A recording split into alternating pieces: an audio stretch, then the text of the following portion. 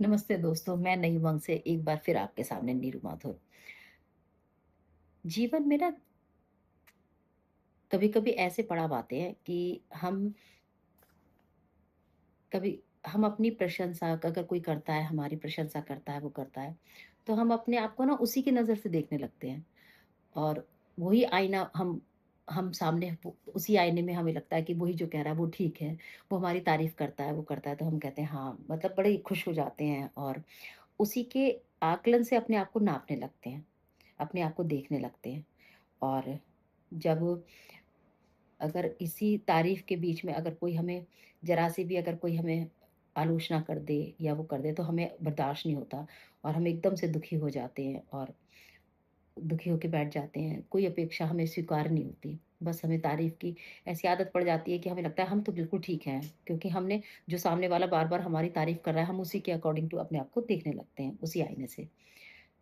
फिर समय के साथ-साथ जैसे हमारे अनुभव होते हैं और कई चरण लाइफ में आते हैं, अनुभव आते हैं और इन अनुभवों और संघर्षों के बाद जब हम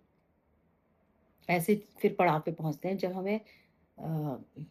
तारीफ़ हमें अपने आप को मालूम होता है कि हमारे अंदर क्या अच्छाई है और क्या कमियाँ हैं। हम अपने आप को जानने लगते हैं कि हमारे अंदर की अच्छाई क्या है और क्या-क्या ऐसी बातें हैं जिससे हम अपने को सुधारने की आवश्यकता है हमें अपने अंदर। तो ऐसा नहीं है कि तब तारीफ़ होती है तो अच्छा नहीं लगता, तारीफ़ सुनते हैं तो अच्छा लगता है, लेकिन हम उस पे निर्भर नहीं होते। ऐसा नहीं होता कि कोई अगर ना करे तो फिर हमें कोई ऐसा कुछ महसूस हो रहा है या फिर हम आश्रित ही हो गए कि वो करे तभी हमें अच्छा लगेगा, ऐसा नहीं होता। क्योंकि हमें मालूम होता है कि हमारे अंदर ऐसी क्या चीज़ें हैं जो खूबियाँ भी मालूम होती हैं और हमें अपनी कमियाँ भी मालूम होती हैं कि हमें किस पे अपना वर्क करना है और उसको कैसे सुधारने के लिए हमें क्या काम करना है। और जब हमारी ये मन की दशा और स्ट्रॉन्ग हो जाती है या और कहें हम परिपक्व हो जाते हैं जीवन में।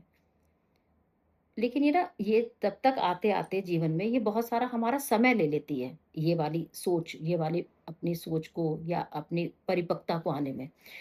जब हम एक ऐसी अवस्था में पहुँचते हैं, जब ना तो हमें तारीफ़ से कोई हमें मतलब होता है और ना ही हमें किसी के क्रिटिसिज़्म से या किसी की बुराइयों से कोई हमें मतलब होता है। वो तारीफ़ कर दे तो भी ठीक है और हमारी अगर आलोचना कर रहा है तो भी हमें कोई फ़र्क नहीं पड़ता। क्योंकि हमारी मनोदशा उस स्टेज पे चली जाती है कि हमें मालूम है कि हमारे कर्म किस तरीके से क्या काम कर रहे हैं। अगर और हम अपने समाज के लिए, अपने समाज के हित के लिए, अपने लोगों के हित के लिए हम इतना काम करते हैं और वो हमें अंतर की संतुष्टि देता है हमारे मन को संतोष दे मिलता है हमें फिर करने से। हमें फिर किसी के लिए नहीं करते वैसा काम, हम सिर्फ़ स्वयं के लिए करते हैं क्योंकि हमें खुद को अच्छा लगता है और खुद हमें संतुष्टि का अनुभव होता है। तो जब हमारी मनोदशा इस स्थिति पे आ जाती है,